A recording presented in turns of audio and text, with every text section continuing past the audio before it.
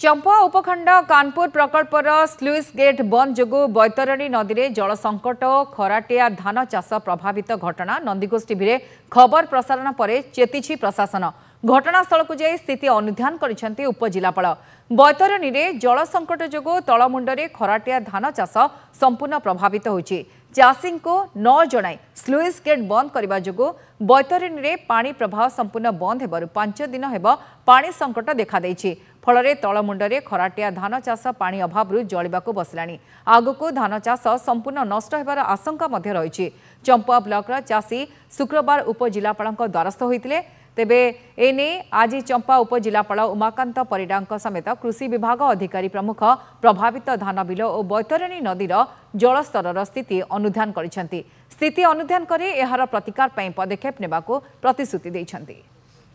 सब कलेक्टर आसते देखापी फिल तापर आमर जो गर्भ अवस्था धान अच्छी जदि पानी ना तो मरीज कानपुर डैम आमको किसी कहनी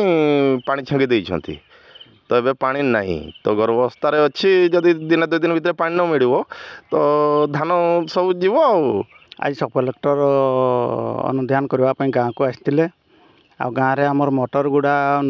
बैतरणी पानी सुखी जारू मोटर गुड़ा देखिले फुटबॉल गुड़ा टांगी